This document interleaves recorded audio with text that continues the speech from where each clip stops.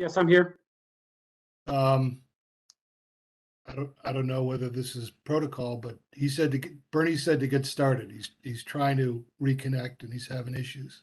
Okay, you want Joe, you want to, just for FOI purposes, you want to do a roll call real quick just because we're being live streamed now? Okay, commissioners. Steve Sachs, Max Dubois, and me. That's three. I guess that's a quorum. Okay, that's fine. Again, I don't know the full rules on that, but I know David had mentioned to do that first. So I'll get started. And I'll go right to the PowerPoint. It should work now that we're on a different feed, if you would. I should be able to share it and go through the tiles.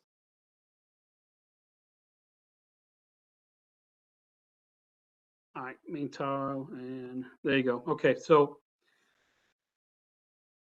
to pick up where we left off, again, this town of West Hartford did receive a grant from the state of Connecticut. It's a sustainable material management grant, and to help us run a waste management pilot program. So just to give a background, and again, most probably in this group already know this or well, so I'll go through it quickly. It's the challenge. It's to address Connecticut's waste disposal crisis. The grant was designed to help municipalities achieve ambitious waste reduction and recycling goals and combat escalating trash disposal costs due to the state's decreased disposal capacity. The State Department of Energy and Environmental Protection, DEEP, has issued a Sustainable Material Management Grant, SMM. The grant program, pursuant a public act, it's basically authorizing a $5 million to assist municipalities through this effort. West Hartford is one of 15 municipalities and 3 region groups that are awarded funds.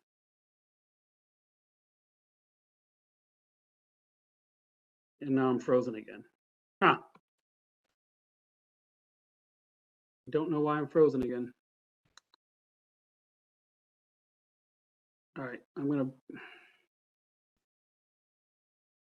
gonna stop sharing. I'll just go off just to keep in the spirit of time.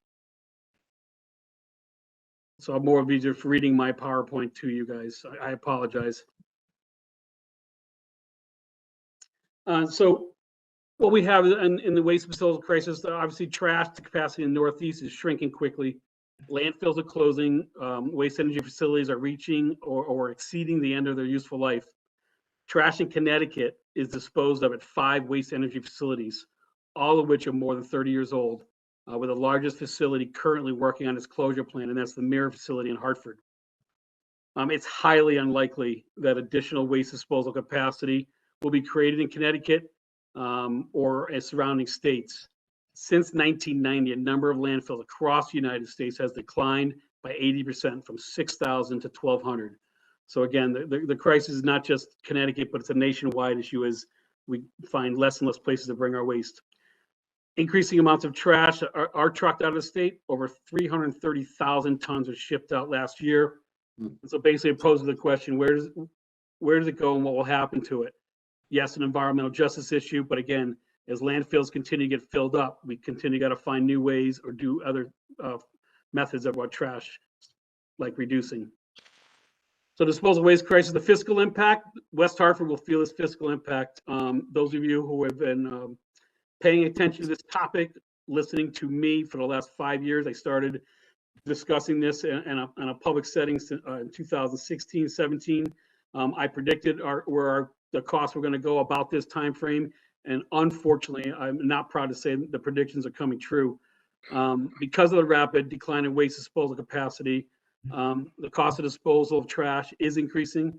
Public Works projects the cost over the next 5 years will exceed $130 a ton, and that's basically a 33% increase.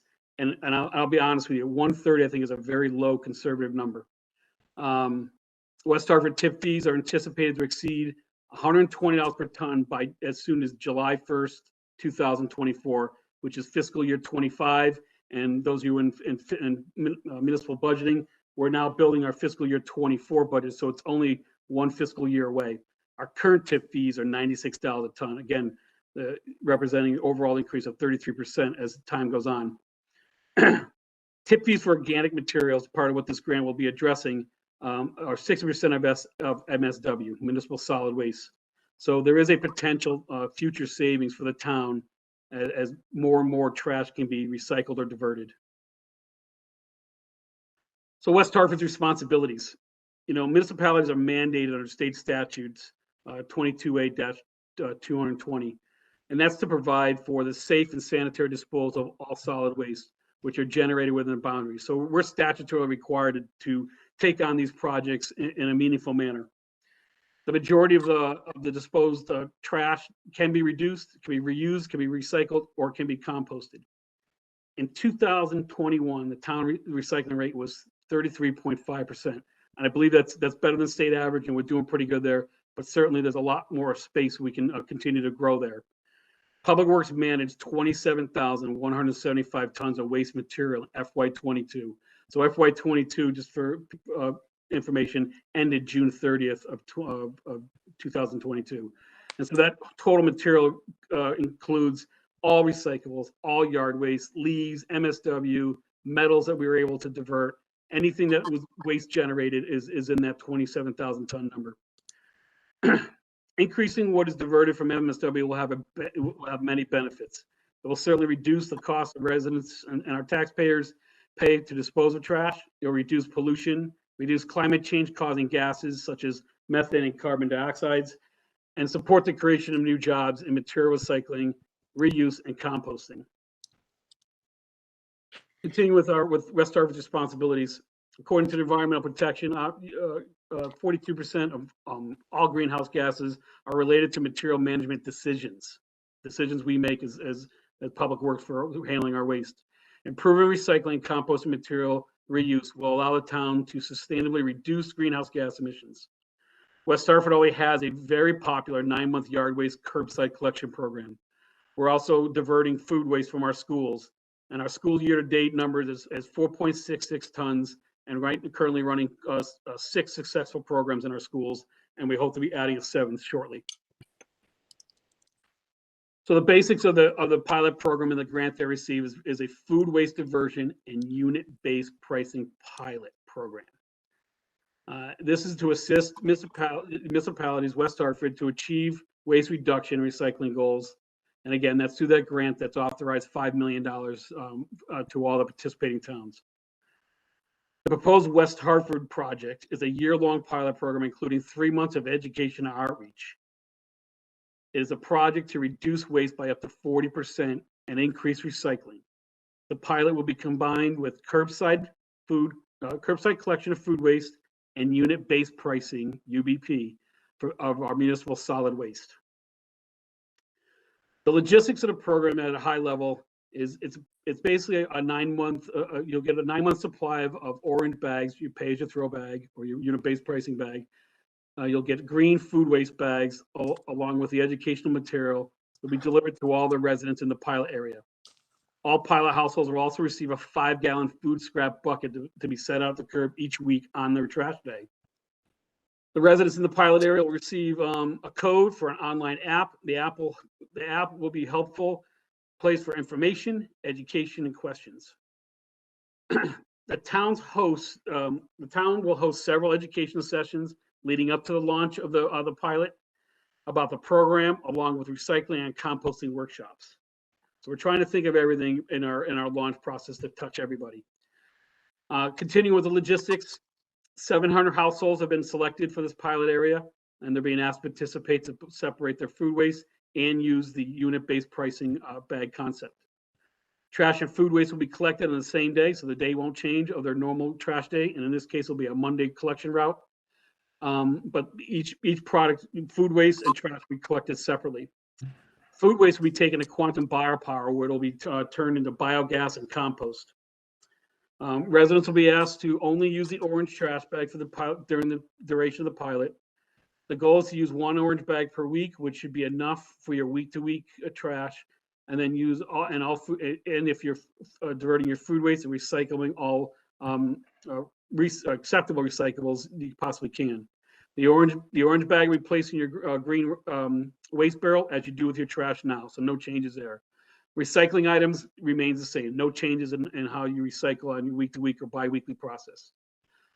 The Sustainable Material Grant is innovative, new way to separate our waste collection process. Will reduce and manage residential organics in a sustainable manner. The root collection portion of the pilot will last 9 months, and our staff, Public Works, as well as other participants, will continue to evaluate the program throughout the pilot to determine future actions. There's also a comprehensive messaging campaign. The state of Connecticut has contracted with a marketing firm that will produce promotional material. Again, you can't see it, but there'll be flyers, there'll be other social media and influencer type of materials that will come out. All promotional information material it will be included in the part of the grant, and we're hoping that that many towns can participate and really be influencers in this change. So as far as the grant goes, I'm certainly can take any questions on this topic. Let me get out of get back to my screen so I can see everybody. And then just to pick up where Bernie mentioned about the Blue Earth, you know, Public Works, and I'll use myself personally on this, and Catherine Bruns as well. I think we feel saying this, so I will speak for her a little bit. We're kind of stuck between a rock and a hard place with Blue Earth. First of all, Blue Earth didn't help us participate in the grant or receive the grant. It's my knowledge that they worked with DEP to create the programming for the grant, but they didn't participate with West Hartford in our application process. A lot of that write-up and heavy lifting was actually done by Catherine Bruns and her knowledge and coordination with myself and Public Works' business administration management team. So being stuck between the rock and a hard place, you know, I think Blue Earth has a fabulous business model. We actually use them in a very small capacity, a very you know, niche kind of way. They manage the food waste that the Rockledge restaurant at the golf course produces or can divert, because we manage that golf course restaurant. We require them to separate their food waste, and because of their background on food waste separation, their ability to keep the site, the disposal site clean and keep the barrels refreshed for the restaurant, so the restaurant can concentrate on their business model and not be overly impacted on food waste separation. We brought them in to be our contractor there. Again, very small, very niche, but we do use them in the town of West Hartford.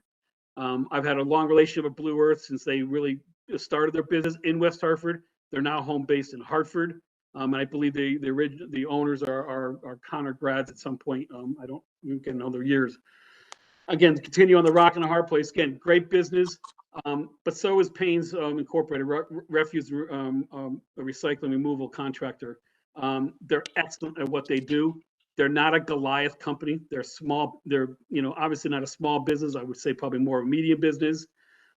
They started years ago. Mike Payne's father started a business of collecting food waste to bring it to the pig farms throughout the state of Connecticut.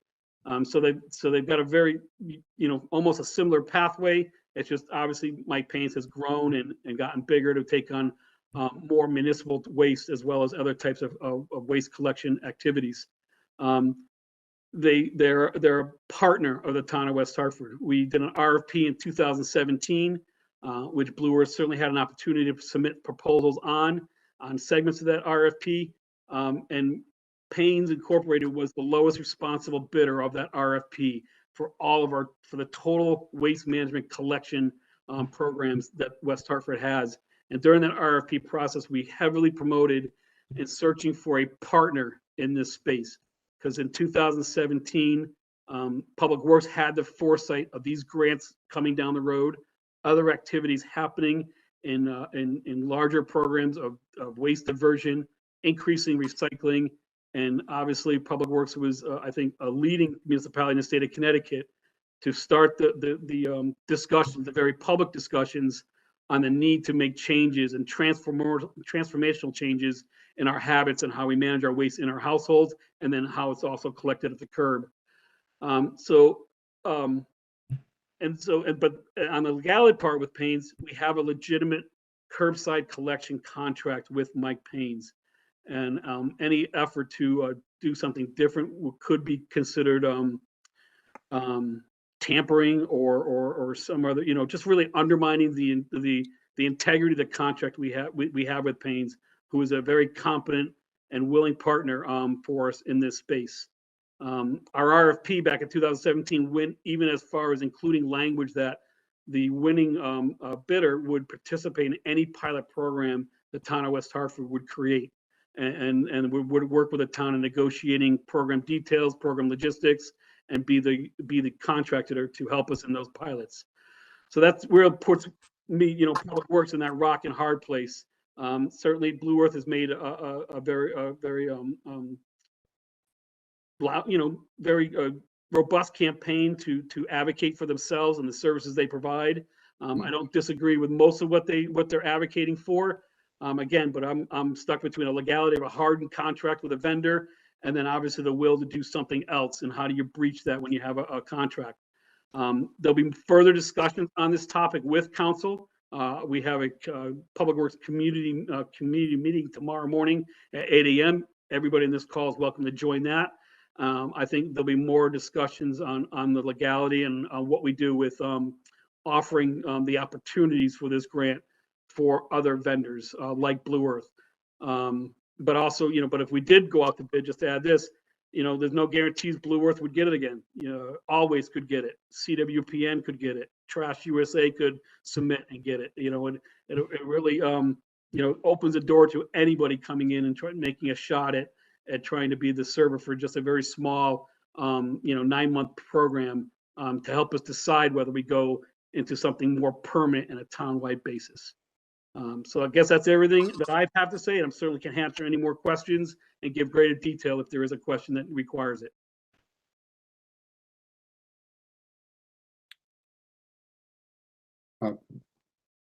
Kim, go ahead. You are on mute. Please go ahead, Bernie. I didn't want the moment to pass because I do have a couple of questions, but please go ahead. Okay, John, thank you very much. Catherine, thank you very much. I think I knew from conversation with Catherine that there was a contractual issue, and you certainly confirmed that and sort of confirmed the degree to which it's binding and would be, I'll say, breach of contract and even dangerous for the town to try to get out of that. So I kind of knew that. I'm not sure everybody else was aware of that. And the other thing that I learned and I didn't know before your comments was that this is really more than just food scrap pickup. This is really, I'm going to call it a match set. Like I can imagine on trash day, you're going to have a brown barrel for 9 months of the year, a blue barrel, a green barrel, and I don't know what color the food scrap bucket is going to be, but you're going to have 4 of them sort of out there. And the pay-as-you-throw, or unit-based pricing, as we want to call it, is an integral part of this. So that there's aside from the contractual issue, there's also a linkage in how the pilot is actually capturing and collecting the. Can I just pop in, Bernie? The reason for that is that studies and other programs have shown that when those two are done in conjunction, you have a far better chance of decreasing waste at the percentages that we're looking for to make significant change. If you just do them individually of each other, it doesn't have the same impact. Makes perfect sense. So that was my comment. I see Max. So Kim, why don't you offer your point, and then we'll go to Max. Hi, thanks, Bernie. John and Catherine, I am like bursting. I am so like bravo to both of you. I think this must just, if it feels half as good on your end as it does here, I mean, I'm so happy to hear all of these details.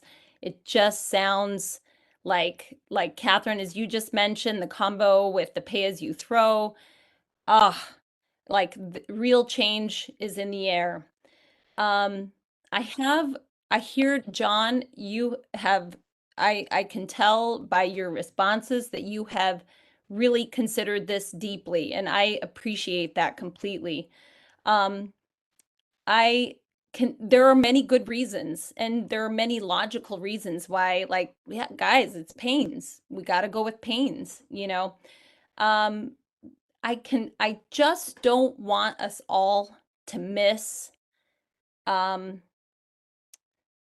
this opportunity to change, you know, to keep, we know in this group, in this room, we know that to really address our climate resiliency issues, that we need to think constantly about things in a completely new way, and not do anything like we have in the past. And so, you know, our contract with Paynes, well, yeah, that's meaningful. I get, you know, I can understand that. One of my questions is, has anyone evaluated that contract for any opportunity? Maybe it's important first to think of, you know, how other partners like Blue Earth, maybe Blue Earth, could participate. But so maybe that's important first. But has anyone looked at this contract to make sure that it is as bulletproof as it sounds? And you know, again, I'm just thinking of ways like, has anybody asked Paynes?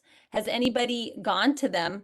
And I know this is like completely like not in the corporate or maybe municipal model, but has anybody gone to Paynes and said, hey, this is an awesome opportunity. We're obviously working with you guys, but we think this is a growing and a big opportunity for West Hartford. And we need many partners. We should not just have one partner in this. And I'm going to get to my last point for now, at least, and that is, I have seen like this process, have thought about it in just like you guys have for years. I have watched people in front of me thousands of times make decisions about sorting their food waste. So it is important, of course, to have a reliable, reputable partner that, you know, in the way that Paynes is for us. But that is a piece, it's one piece of probably several that is going to make this program successful. And the education piece, I'm so glad to hear you guys haven't underestimated how important that is. So what does that mean? Is it just about like what goes where? Or is it about, of course, meeting people where they're at, but providing them with you know, a more whole information that reminds us all, or maybe gives people the information that they've never known about what their connection is to this land, water, air that we all in this room know is so important and that we're, you know, constantly advocating for.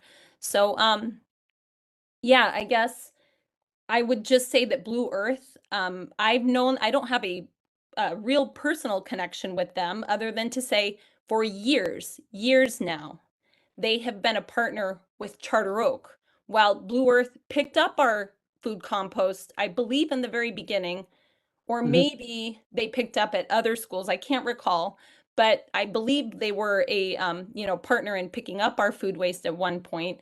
But they, even after it went to Paynes, they have continued to be a partner in really meaningful education. And that is especially, you know, the environmental justice impacts of these changes. And so they understand it like this is their core business. I would love to know that when we're asking people to completely change the way they live, and that's kind of what we're doing, I'd love to know someone like Blue Earth was a part of that. Kim, you bring up a lot of great points, very valuable points. I'll let Catherine Bruns talk about the education piece, and I think you'll be pleased with the background she has on that and the direction, both our partnership with the state of Connecticut and West Hartford, and how we plan to do the education. I'll start with the contract piece. I believe, through my research as well as my procurement office's research, you know, we do have a very solid contract, and it is well within our scope of authority to utilize the contract we have in hand. But I don't think it's a closed issue yet, and that's going to be a part of the discussion tomorrow at the Public Works Facility Committee meeting.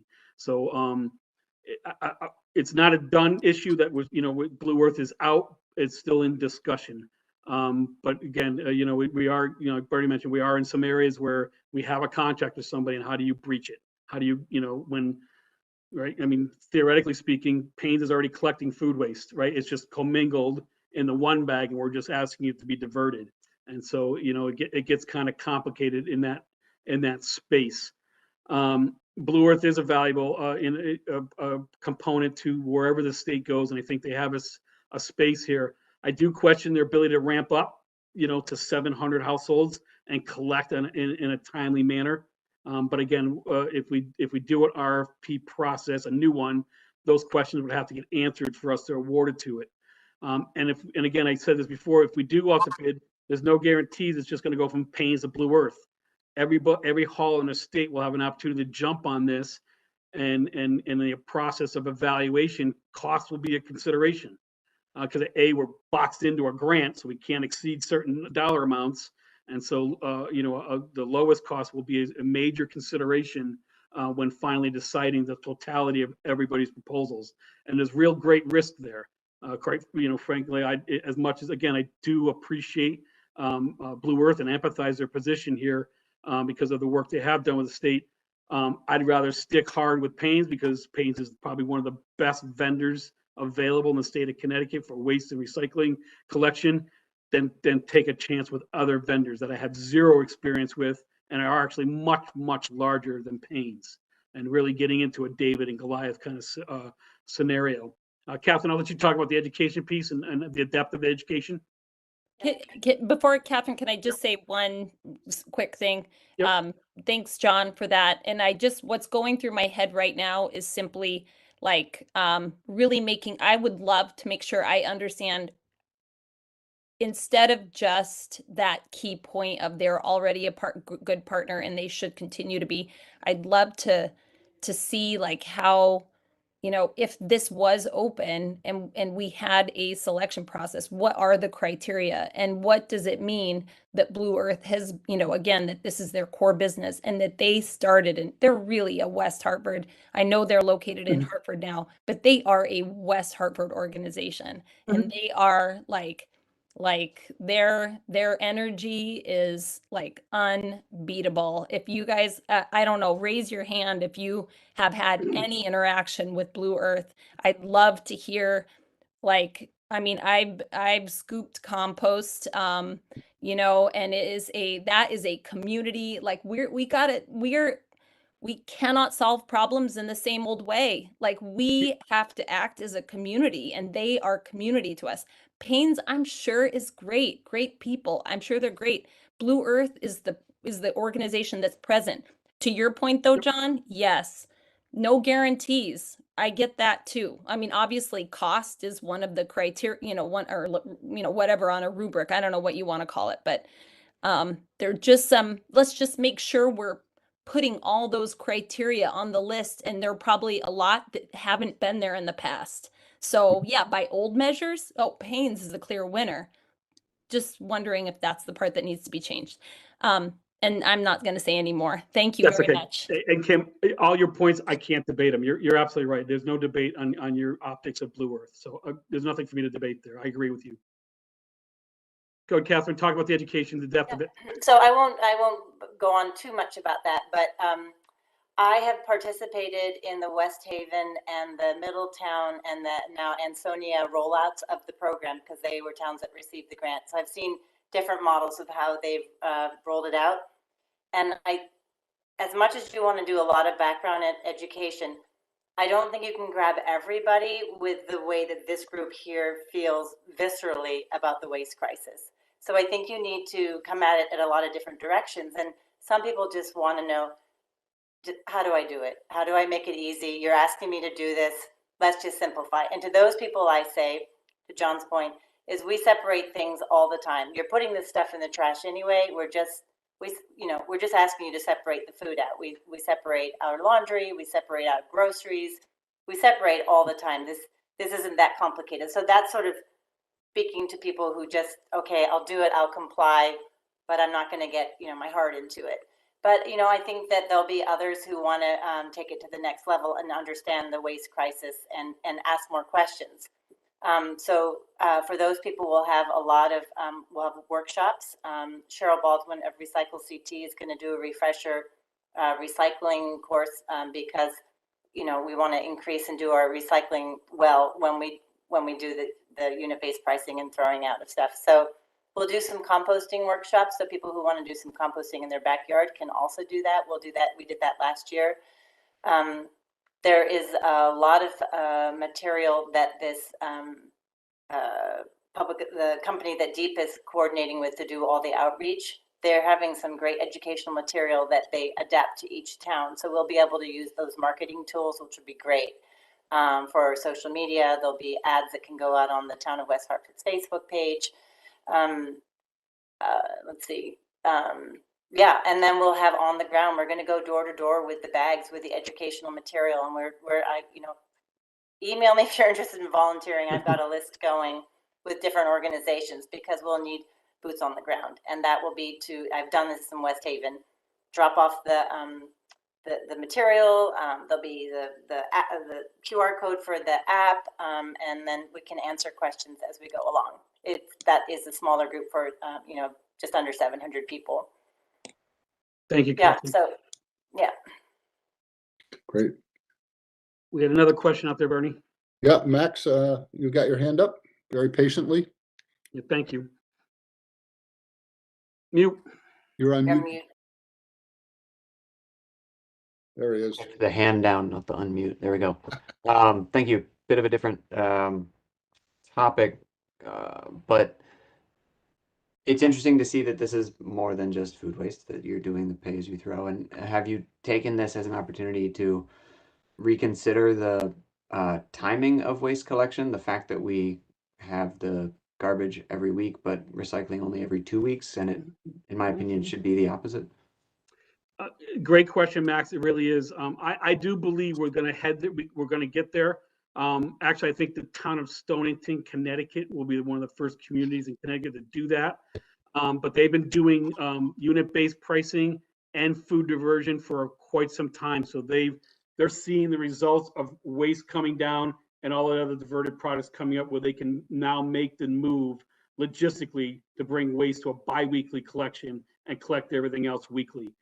And that's where you start really achieving the true savings of transformational change in your waste management. It'll take a few years for West Hartford to really get there. You've got to get a high level of participation in what Bernie described, the 4 barrels that you'll have the opportunity to put out. So to throw a year out there, it'd probably take 5, 6, 7, 8 years before you're going to get there. But that's the ultimate goal. That is the goal, to get that waste picked up bi-weekly, so that everything else will get picked up weekly, and use those funds in a more meaningful manner. I'll just use an example. As popular as our yard waste program is for 9 months, we still have, unscientifically, we're probably 60% participation. We still see a lot of organic yard waste in the green barrel. And yet we offer this, taxpayer dollar funded program. We offer a bi-weekly program at the curb, very convenient, and a very convenient drop-off center, but yet people still use their normal green cart to fill up with yard waste and avoid the program that is offered. And so that's a small example of changing the mindset and changing habits. Takes a long time to make that big shift, Max, but you're on the right page. We're headed there. If I could make two quick points. I think the first is an obvious one. One reason we're working with the Conservation Commission and the Energy Commission, hopefully becoming one commission, is and John, you were an early prophet of this 5 years ago. I remember the bad old days. But while we shouldn't, I don't think, and kind of go into some of the points that Kim raised, I don't think we want to view this pilot as something we're going to do the pilot and then we're going to think about the rest of the town. I think we want to operate in parallel. I think there's ongoing education. One hope I have for this joint commission when we become one is that we can do some advanced work, some PR work. We can do some community work alongside of and in support of Catherine Bruns so that we can prepare people to early and quicker adoption to the world that sort of Max was envisioning. So that's one grandiose statement. And let me go to the other end of the spectrum and say, when you remove food waste, you get some of the stinky stuff out of the barrel, and that allows less frequent pickup. there was a time when I had 2 small kids and they had diapers. So as I think about the things that I still can smell pretty bad after more than a week in a barrel, I I don't expect anybody to solve it tonight, but that just goes through my head, is there'll still be diapers and probably medical waste and stuff like that out there. So we're not totally solved. So those are just 2 comments.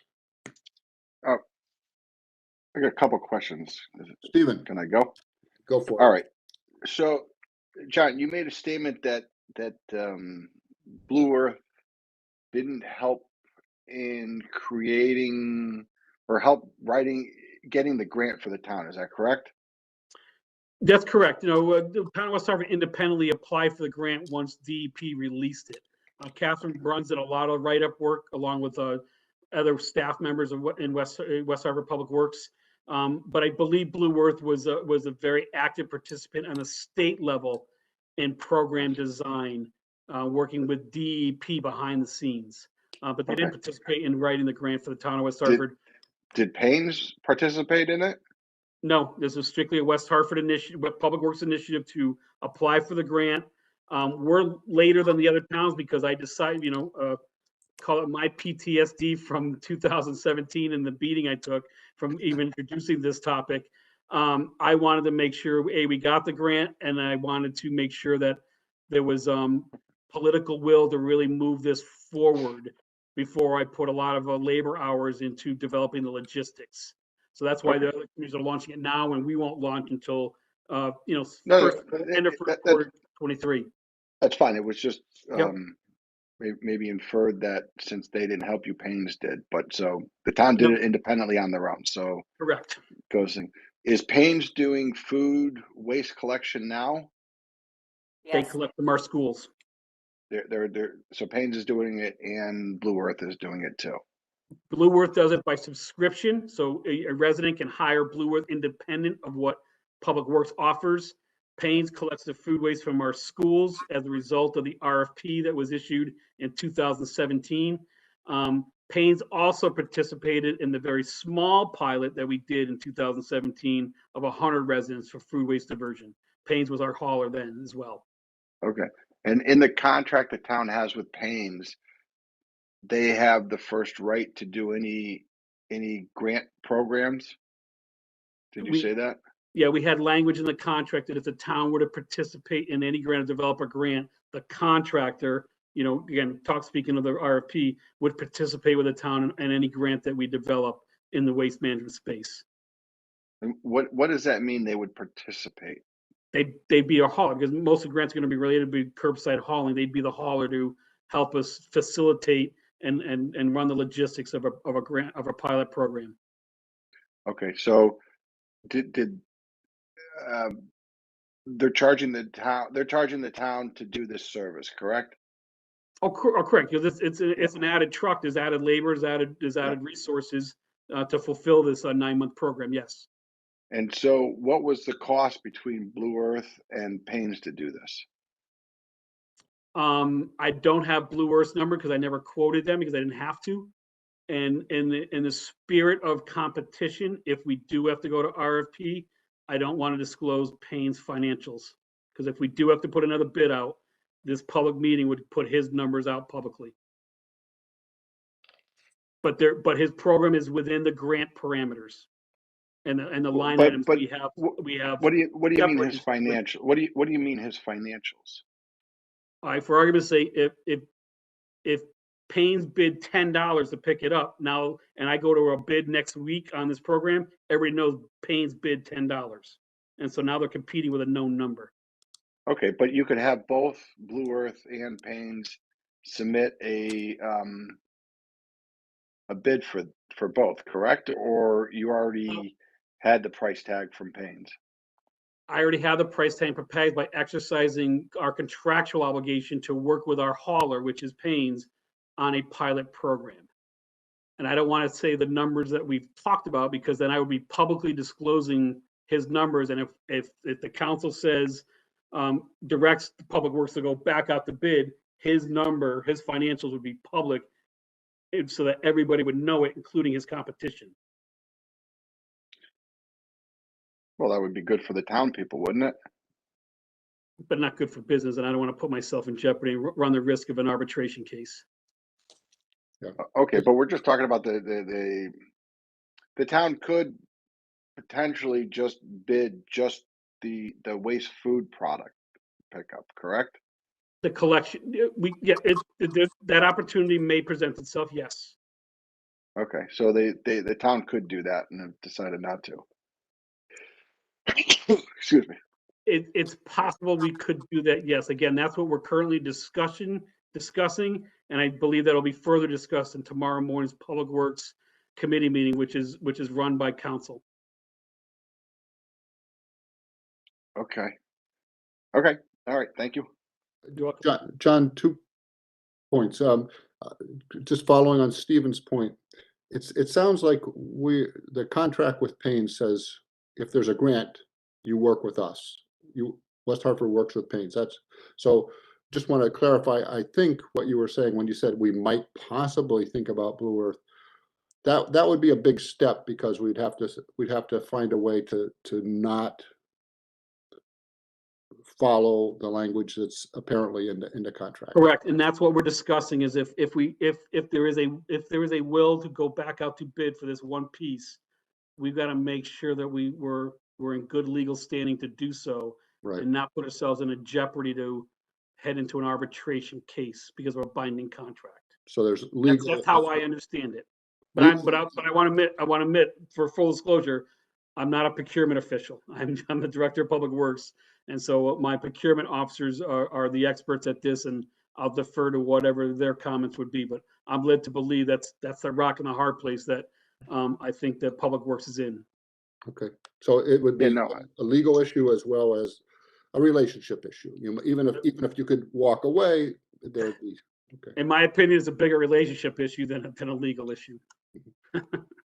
And I just want to just lift up one more time. I think, Kim, you made a remark on this. I feel strongly about something Kim said, which is that legal, not setting legal aside, but another dimension is just to make sure that these two parties get a chance to talk to each other.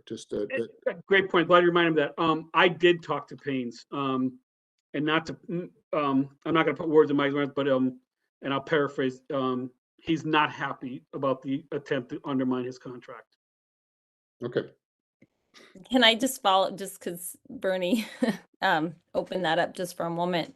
That this is the way we do business in this world, or in this country at least, right? Like that I'm not surprised to hear you say that, John. But again, it's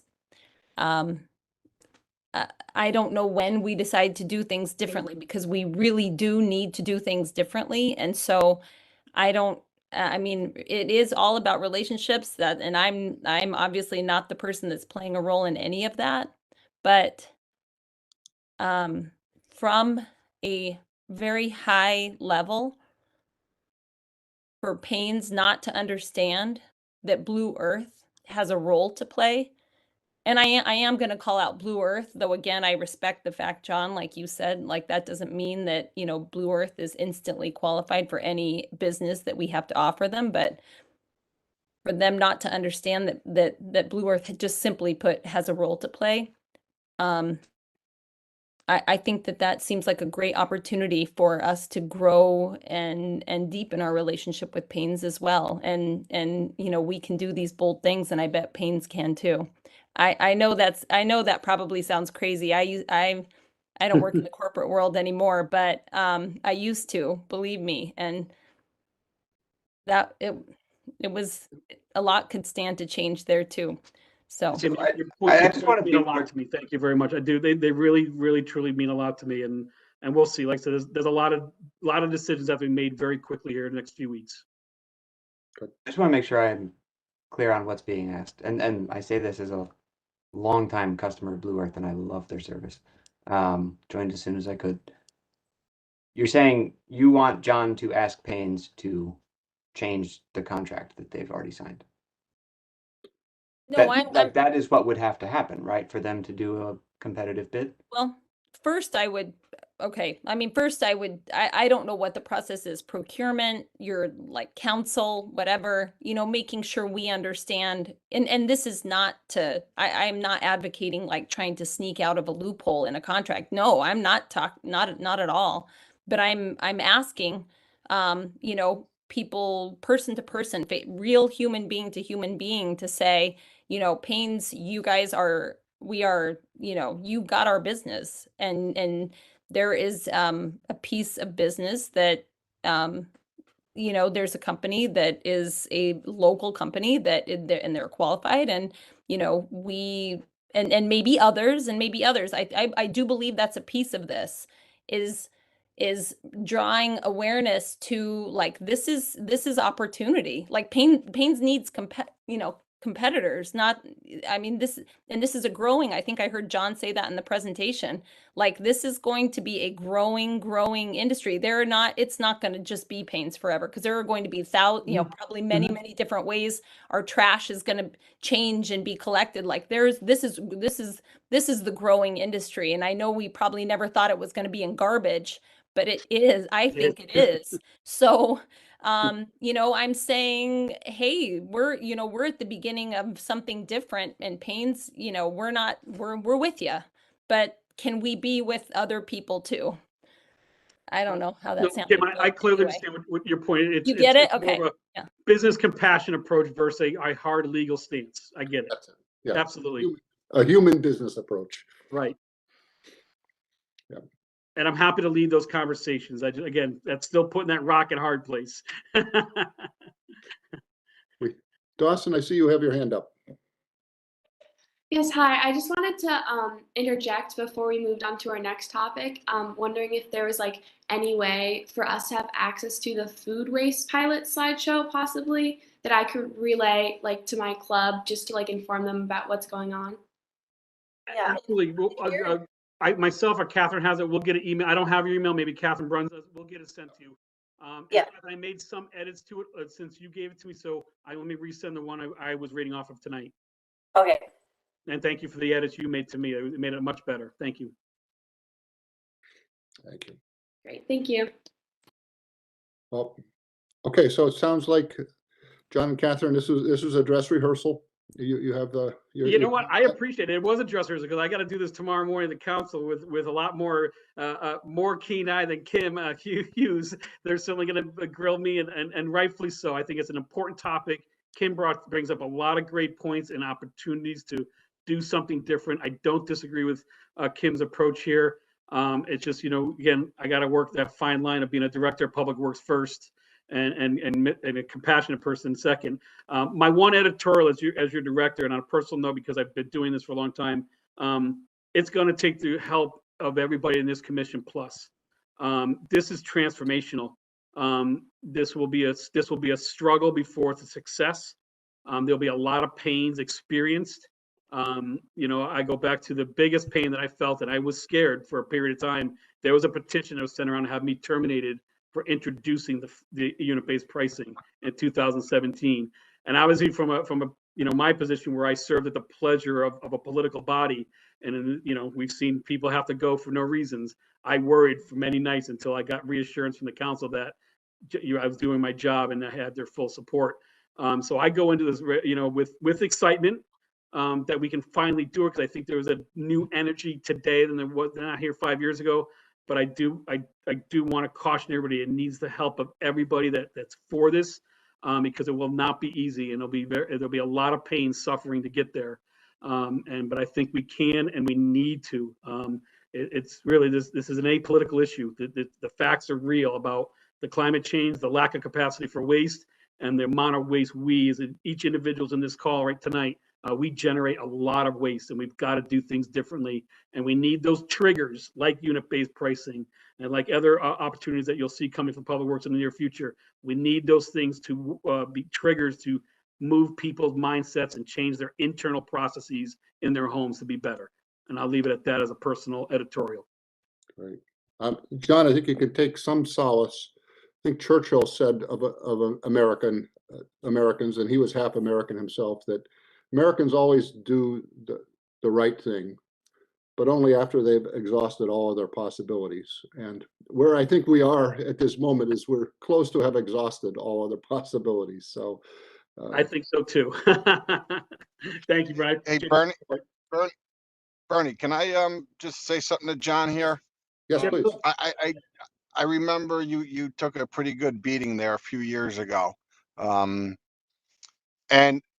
I understand the issues of the cost to dispose is just going to go up like crazy. Yep.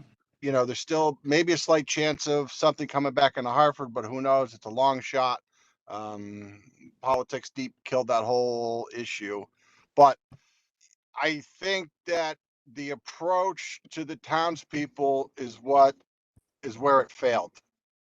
Yep, I agree. Because, you know, simply put, it was like, look, we're paying taxes, rubbish removal is included. Now all of a sudden you're going to make me pay more.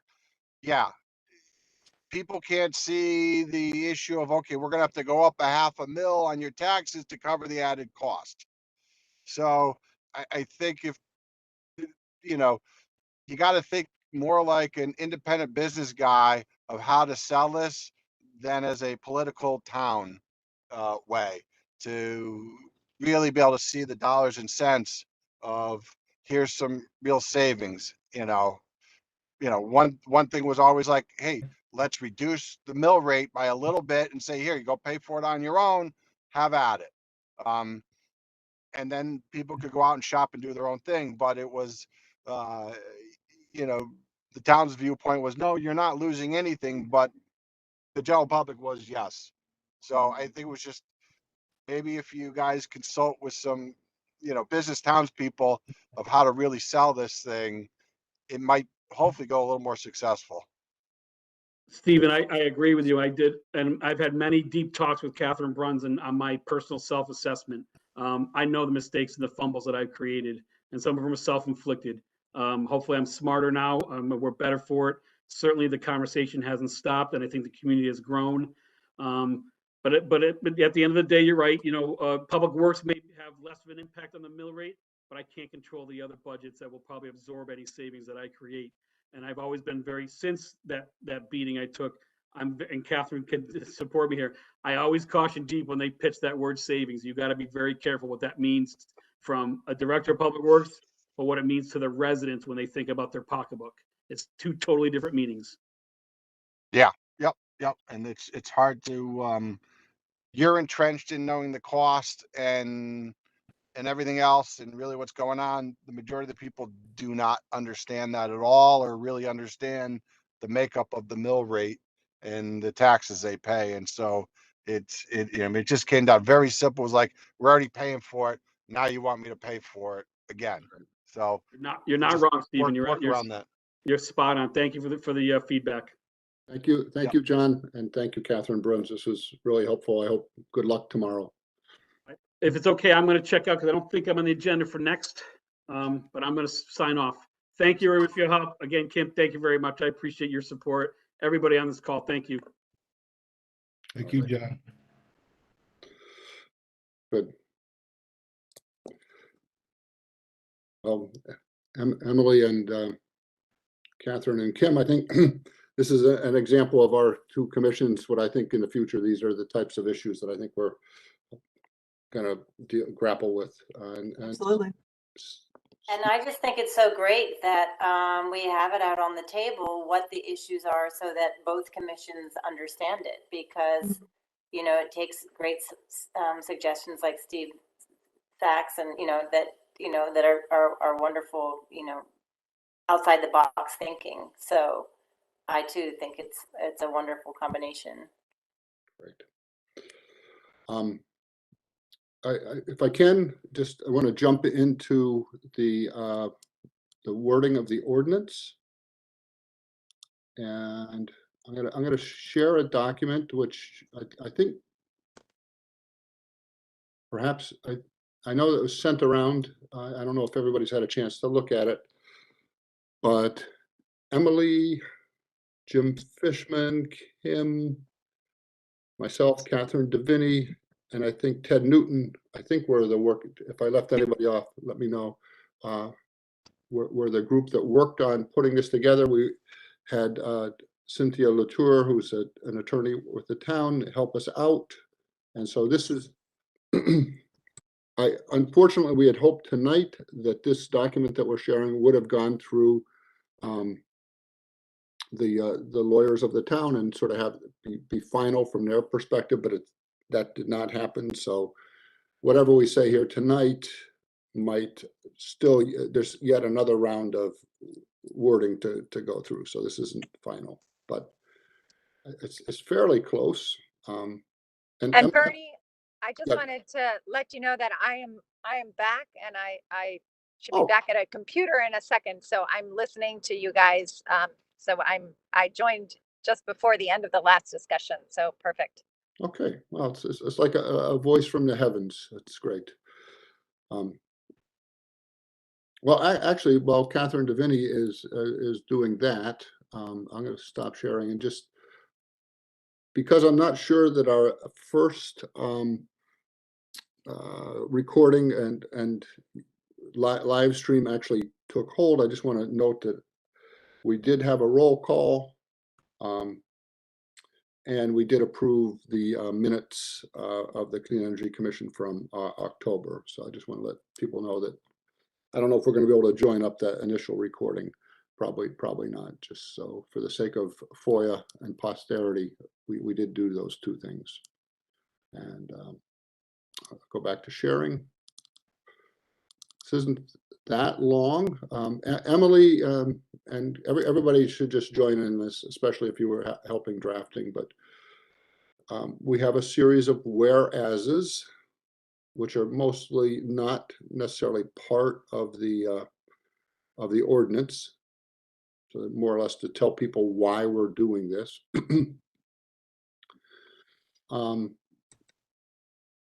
Emily, I think you have more of a legal mind than I do, but as I understood it, the Conservation Commission was established in the 70s. Yeah.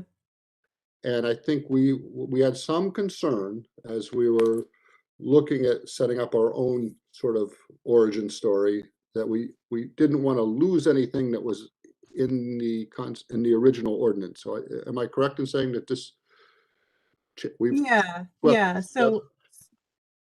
just to flesh out what you're saying about the whereas clauses, those are just to provide context for what we're looking at here, and then what will actually be codified or like added to the town ordinance book, is where, begins section 1, new, chapter 5 of the Code of West Hartford.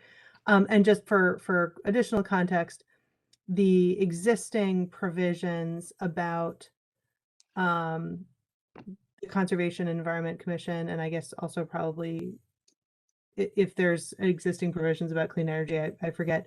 Anyway, the existing stuff about conservation and environment will be deleted, and this would replace it. So the discussion about the statute related to the state statute that was enacted in the 1970s that created the whole concept of a Conservation and Environment Commission.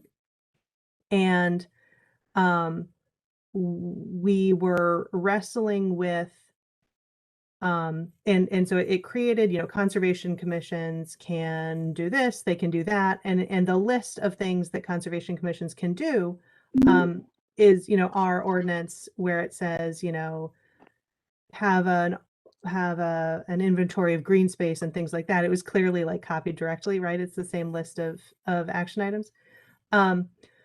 So the odd wrinkle about that statute is that it caps the membership of a conservation commission at 11 members. So we were kind of went around for some time on whether 11 was the right number, or whether we wanted more members to kind of add more, hands working to lighten the load, et cetera. Or if we wanted to stay at 11, so we could say, like, here, we're a conservation commission, like the statute says, and, sort of remain in that category that's designated by statute. So anyway, that's the the membership question, what's the right number of members, is probably one that deserves discussion. But that the number 11 was chosen for a reason. Gotcha. Okay. So we've actually simplified this quite a lot. We had a number of sort of origin documents that we looked at. The one that set up the Conservation Commission, we looked at, I forget what state it was, but they had a pretty dynamic regulation as well. Bloomington, Minnesota, for anyone curious who wants to crib from them. It's the sincerest form of flattery. Exactly. So I think this is our purpose Mhm. established by this article. So it's hard to argue with this. One question I would have is I do think as we go forward, it's happening to us all the time now, is we're going to be challenged to be resilient. I was pleased that the word is here, but I do think some of our work, some of our stormwater work, some of our tree canopy work, certainly some of our energy work is going to be not only to make it clean and sustainable, but to make it resilient. So I would ask all the people on this call, do we think we have enough of that resiliency stuff in these words so that we have that power? If I could just jump in with one more comment to set the context. You will note that this document is somewhat lean and does not include everything that it theoretically could include. And I say we, assuming this group here would be part of the new thing, which, we'll just assume for the purposes of discussion that we would be. We are free to draft bylaws once we are convened as the new group. And so this document here, if we, the new commission, wouldn't have the power to change this. So I think we want it to be lean and flexible. And if we need more details about the meetings are the third Tuesday of the month or whatever, then that would be in the bylaws. And we don't need that level of detail here. And in fact, should not have that level of detail here because we wouldn't be able to change it ourselves. I think that's an excellent point. And I think the challenges we face are going to be varied. Year on year, month on month. I think we just witnessed one. And so I think it makes there's a great logic in just being lean and flexible as opposed to wordy and not flexible, which is, I think, what we tried to avoid. Yeah, and so I would just say, piggybacking off of what Emily and Bernie have said, as we look through this, think about what Emily said. This is just kind of an umbrella that provides a framework. We don't have to really get down into the weeds, but it's just really an enabling document, which is why we've tried to keep it very broad on the surface and allow the commission flexibility to do whatever it wants underneath. The other thing I would say as we go through this is really, again, unfortunately, this document has not been reviewed by Corporation Counsel, so it could change. So I think for this purposes of this meeting, we're just trying to make sure that there's nothing, no huge glaring omissions out of it, like entire concepts that we missed as the working group that some members would like included, because it could change substantially once Dallas Dodge, our Corporation Counsel, gets a hold of it. And it will come back again before this commission, before it goes to town council. Okay. So that we could see the final. So as Emily kind of said, there's sort of I'll call it a constitutional, I know that's not the right word, reason to have 11 members. In my mind, the other number was 13. I think getting quorum is just a difficult thing when you have a volunteer commission. So I very much favor 11 just for that practical reason, that I think it's going to be easy to get 7 good people as opposed to 9 good people, which is what we would. So that's our quorum is 7. We had a lot of discussion and jump in, folks. Yeah. What are the qualifications? And I think this is, again, sort of under Emily's heading. It's broad, and interest counts. Interest and ability to connect to the community are as important as saying having a degree in biology or something like that.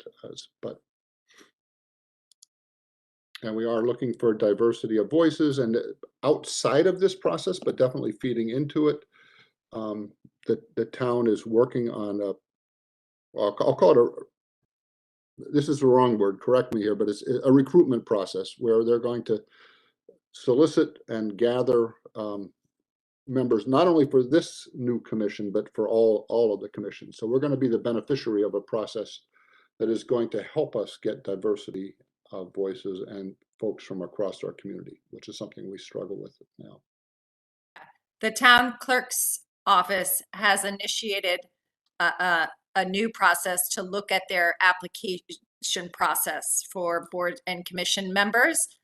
They've also brought in Rosina Haskins and the Office of Equity Advancement to assist with developing that process and that application, which will, so we will be probably the first commission to run through this new application process, where they're going to gather information about anyone who's interested in being on the commission before the members are selected by council. Catherine, Yeah. Kim here, quick question on that. Is the process they use to publish or, share or promote, any vacancies and things like that? And this will be especially relevant for this new commission.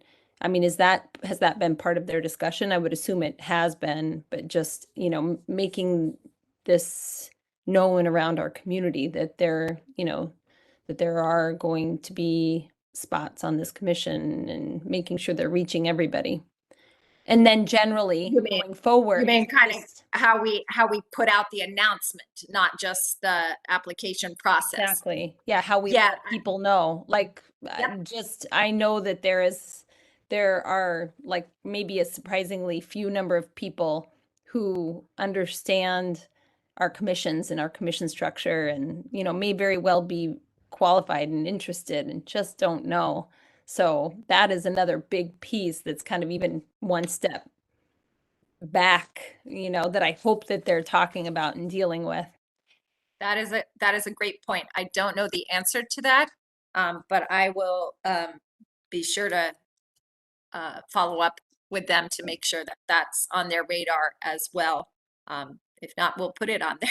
Okay, great. Thank you. And just, I know we'll continue to talk about it, but having been part of the group that, was, pre this revision, I can't think of a single thing that is left out, at least at this point. So thank you, Catherine and Cynthia and everyone else who put so much time into this.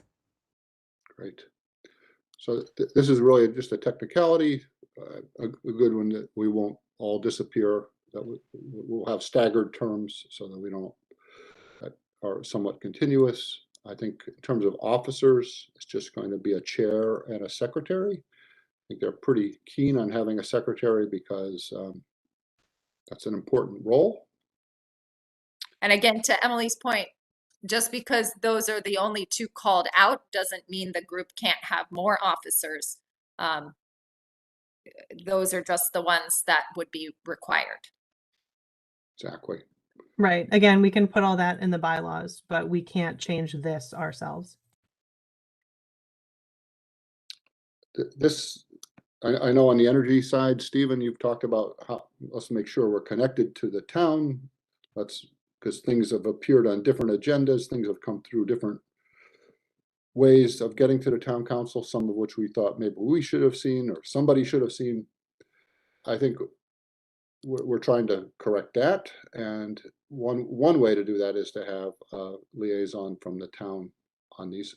Catherine, either of the Catherines won't be members of this, you'll be liaisons. I understand, at least from the clean energy standpoint, Catherine Deviney shouldn't have been a commissioner, she should have been a liaison. So I think that's true for the new one as well. Hey, Bernie, I see, and I don't know what they are, meetings and stuff with usually one or maybe two town council members. Is there a way to put that in here, that a council member to come to the meetings or whatever? I think, and We anybody can invite them, but we can't like subpoena them, right? Like we can't make them come. in the spirit of the times. So like, you know. So that, Steve, to your point, that absolutely could be in here, that one of the members of this commission is a town councilor. In reality, they might take that out before they pass this ordinance, because I think a lot of our counselors have so much on their plates and they attend so many meetings already, that they might not have time to do that, and they don't want to, again, be required to do that. They can come, we can invite them always, we can go to their committee meetings. The Clean Energy Commission, I believe in the past, or at least the Clean Energy Task Force in its resolution, did have a council member listed as one of the members, and they never ever came, and it hurt us from meeting quorum. Yeah. So that was a problem as well. So it's a long shot. While I totally agree with you, and in fact, the Bloomington, Minnesota ordinance that we stole a lot of this information from does have that requirement. We did not put it in here, but it's a great point, and we can try and insert it and see what happens if that's something we feel strongly about. So let me ask you a question then. If you do put it in and they take it out, no big deal? I mean, do we want that? I personally would not, because I'd want to maintain this group's independence. Okay, that's fine. My complaint for years has been the town council makes decisions, environmental issues or whatever, and they never consult with the Clean Energy Commission. And so I'm just trying to find a way so that I don't care whether they come to the meetings or not, but at least if there's something around sustainability or environmental, just come ask our organization if we have any input or knowledge on anything with it. Oh, that's fair. Yeah, I do think that this paragraph here, the town manager shall designate one or more representatives. So these are people who are being told they have to come, so they will come. And I think it's flexible enough so that if we're talking, no pun intended, if we're talking trash, maybe it has to go up through Public Works. If we're talking building codes, it's going to go up through plant and facilities. So I think we have the flexibility to make the connections that we have to make depending on the topic area.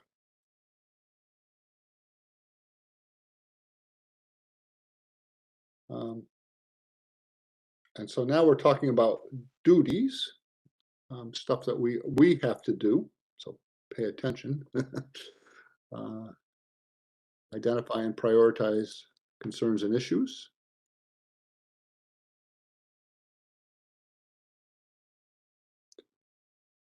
Advise and make recommendations to town council on policies and practices. And here again, I wonder, do we want to put resiliency in here? So that's, I'm just going to keep, it's my one comment.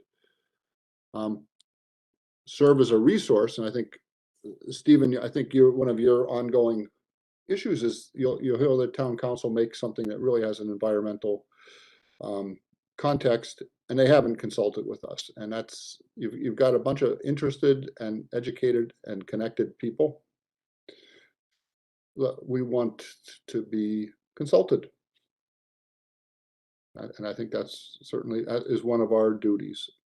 Yeah, that's exactly, to a degree, that's what I was, would like to see happen, to have them consult with us for any expertise that they may not have, just so they can help make a better decision going forward. So Perhaps I'm just going to suggest perhaps a good way to emphasize that, Stephen, is, and I know we're all busy, but maybe at the council meeting where this comes up for review and vote, you or one of us shows up and emphasizes that clause in the public comment section of the meeting. Okay. Yeah. No, that sounds very, very doable. And not to kick this dead horse maybe, but even though we're talking about this, it is really the town council that is creating this body to do this. So if they don't want to talk to us, they're going through an awful lot of trouble and saying a lot of words only to ignore us.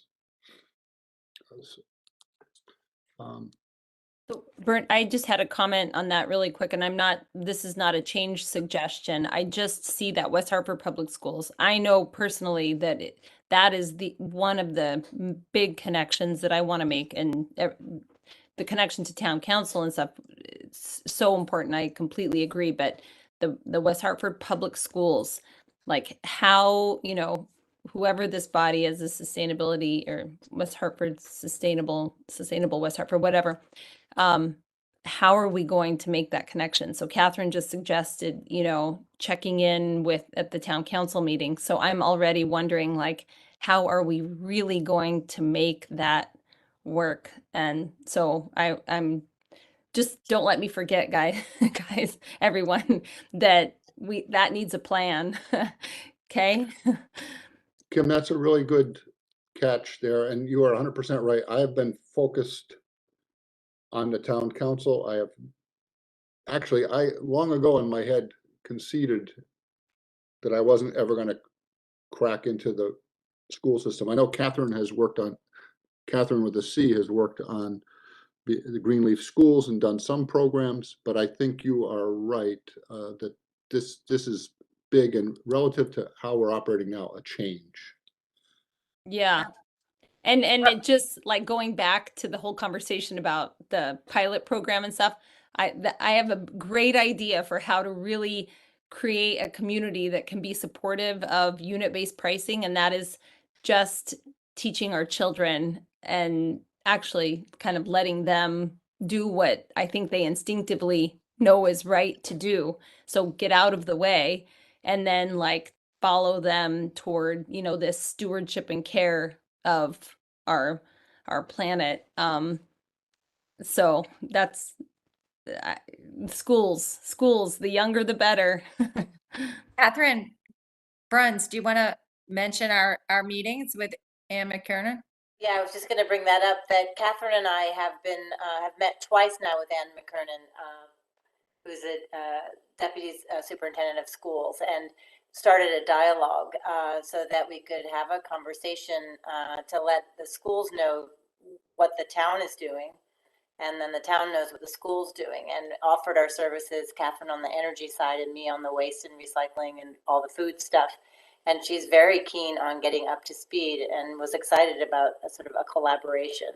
So, I mean, that's something that's really been missing, I think, is that, the school side knowing what the town is doing, and, and helping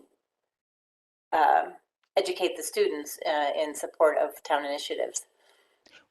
Great. And she gave us the permission to use the school email and PTO to sort of send out some of the things that the town is doing, which is great to know, you know. That's great news. And if this is the right time to organize a body of parents and caregivers to speak at the Board of Ed meetings, then that is something that I would be happy to do on that end as well. That's great, Kim. Yeah, wow. Okay. Dawson, I see you have your hand up. We're talking about you. Yeah, I just wanted to add that being like a part of this commission has helped like tremendously with like the connections between the town, because there are so many people within our club. I'm not sure the exact amount, like I could look who's in the Google Classroom, but we have at least like 15 or more kids coming every single Friday who are like excited to be composting, excited to be like sustaining our garden. And I think the more, because like I've been building this like whole time about the CT, like the Connecticut like Greenleaf schools and all of that. Like those are ways that we can like connect within the town. And then also I think I'm gonna talk about the grant this upcoming Friday, and I feel like this. I'm also taking AP Environmental Science, and there's so many kids in that classroom who like genuinely like do care, and there's so many kids at our school that I think instinctively know like what is right and they want to help the planet. It's really hard, like at least as like a student, to know how you can help make these changes. So I think communication is just like really, really critical, and as easy, like the easier we can make it to help, like the better. So I think we're making the right steps. That's great. That's great, Dawson. In the middle of the pandemic, Catherine Deviney and I tried to start a group meeting of interested parties in every school, a sort of a teacher or a staff person who could be our point person to people like you at your school. And I think it wasn't the right timing, right, Catherine? I mean, teachers were overwhelmed with just trying to educate at the bare minimum at those beginning days. So, I mean, that's something I'm willing to revisit, so that, you know, no one school is reinventing the wheel. All the schools know what the other schools are doing in terms of energy or waste or food scrap recycling, because it's just a great audience to take information home to family members as well. Just an idea quickly, Greenleaf Schools, Connecticut Greenleaf Schools might be a great way kind of to do that. It's a framework, and I'm actually acting as a coordinator right now for Greenleaf Schools. So please, let's continue the conversation. Great. Awesome. And Bernie, if I can say one more thing, circling back to Catherine and my meeting with Ann McKiernan, and I want to say this for Dawson's benefit too, so just you have some context as well. So Catherine and I we were talking to Ann about some specific things, but also putting it in a broader context for her. Now she's new to her position, so she's just getting her feet underneath her, and she's kind of still in learning mode. So we talked to her about some specific projects like the food composting and how she could support those efforts, and we could work more with PTOs and get some more top-down support from that, which she's really supportive of, and she wants to start there. But we also talked to her more broadly, that when the time was right, we would, and the other project-based thing that's been happening lately, Kim, you might be interested in this, and some of you energy folks, Matt Masunis, who was the former chair of your commission, as well as a member of the Clean Energy Commission in the past, did go to several Board of Ed meetings, encouraging them to pursue electric school buses.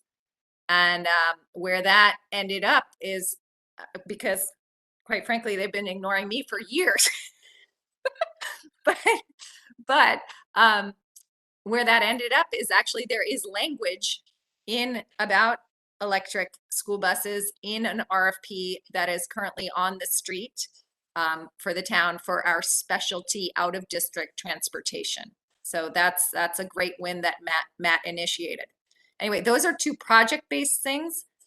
Just a level above that, we talked to Ann about, and we're encouraging her and Dawson, students would be a great encouragement as well. So I think you can help Catherine and I push the school administration.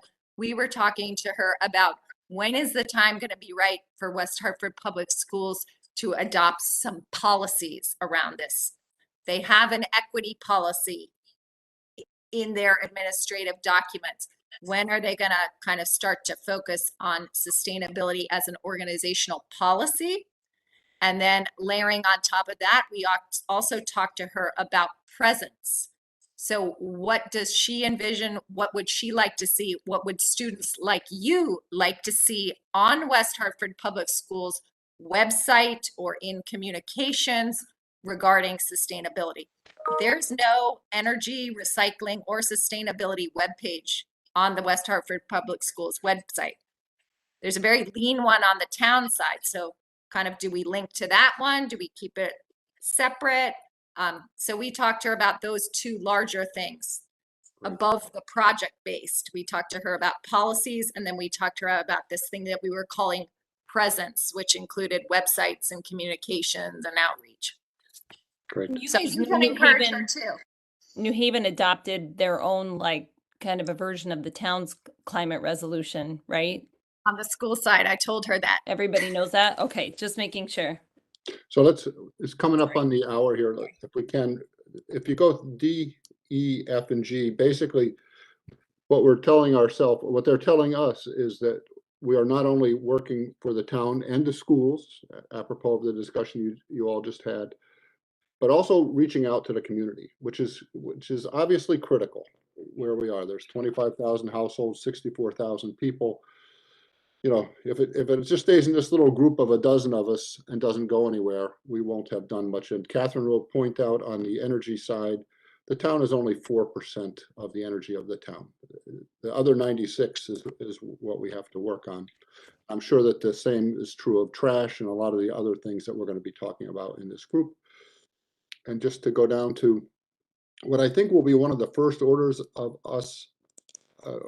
business is going to be really, we will prepare, we are told, we will prepare a work plan to guide our efforts. And that will be another dialogue to the schools. I'm going to keep saying that now, as well as the town council. So we're basically going to say, this is what we're intending to do and get their approval, buy-in, input, etc. So I know it's fast, but I'm guessing most of you have read this a few times while we were talking.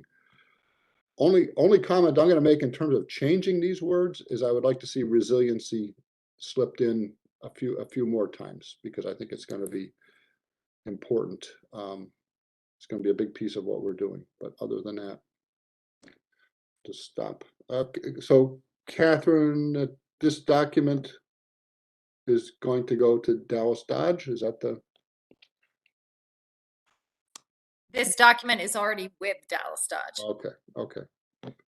But if you'd like me to talk to Cynthia about where we could slip resiliency, and again, if you have any ideas, or I can just ask her to emphasize that.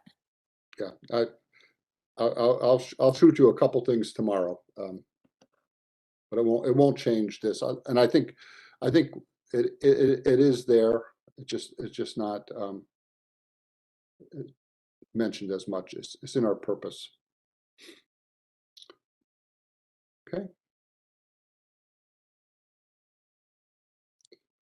Okay. In terms of our next meeting, I think is December 28th, which is pretty close to Christmas. Are people able to make that meeting? Or we could also go in, probably, Emily, your CEC meeting, if we wanted to sort of co-meet. Do you know what the date of that is? Our next meeting is scheduled for the 19th. We were trying to avoid that, between Christmas and New Year week. So it's on the calendar for the 19th. I have, reached out to the gang to see if we think a quorum's looking likely. But I'd certainly have no objection to inviting the clean energy folks to that meeting. I would just add that we might want to shoot for that.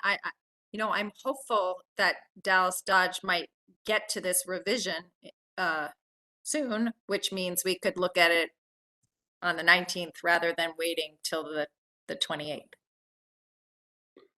I have a hard time imagining, well, quorum that weekend, that week between Christmas and New Year is going to be a challenge, I think, for anybody. Yeah. But we'll see. Well, if you would you like to try that, Emily? See if you can get a quorum. And yeah, I would love to. I reached out to the team to see if they're free the 19th and we can, kind of proceed with that. We're looking at somebody's calendar, which may or may not be intentional. No, that's me. I just want to say you're on Monday, the 19th. Correct. And the CEC is the 28th. So they're equal. Yep. They're each within the holiday zone. Sure. If you think you can get a quorum, if your guys can get together, then that would be better. Because okay. We just change our meeting, Bernie, to the 19th, right, Joe? Yeah. Yeah. Well, that's a good point. I mean, whether or not we can get quorum on the 19th, if you have a quorum on the 19th, you guys can at least have the conversation, whichever ones of us can join. And if it ends up that both commissions are able to have a quorum on the 19th, then we can do the same kind of thing we did at the end of October, where we have the little mini meeting for one and then the full meeting for the other, but everybody's kind of part of the same conversation. That's it. I took me a minute to catch up to you, Joe. Yeah. So how about we just shoot for the 19th, and hopefully we can get one quorum or the other. We'll see. Yes. Yeah, me too. And I guess we're close to the end. Max, did you really go to Egypt? I did. I went for the first week of COP, and this was my third time, and it was chaos as usual, but also sort of awe-inspiring in its own way. Collection of tens of thousands of people in suits and people in flip-flops and people shouting and people giving speeches, and all in one place with a lot of security. And not a lot of food and not very good transportation. It was not a great choice of location for a COP. And evidently a fair amount of COVID to boot, so you came home with a souvenir. Yes, then I had COVID for a week. The whole family. Good times. Well, thank you all. I'll just say, assuming that we get back and the majority of us are still on this combined group, we won't do it time permitting on the 19th, but probably best done when we get all set up. It would be good to go around the horn and just understand what all of our backgrounds are, because Max has an impressive background. Joe, all the people on the Energy Commission have something impressive to say. Stephen heads up an energy company, and I'm sure it's equally impressive on the conservation side. So I think it'd be great for us to just get to know each other as humans, as Kim keeps insisting that we do, as well a little bit about our background. Sounds good. And also Dawson and Nathaniel, hopefully we can tap into your brains as well. Okay. Thank you, Bernie. All right, thanks, folks. Thank you all. Good night. Sounds like we all have made a motion to adjourn. Bernie. 9:01. Good night, everybody. Thank you.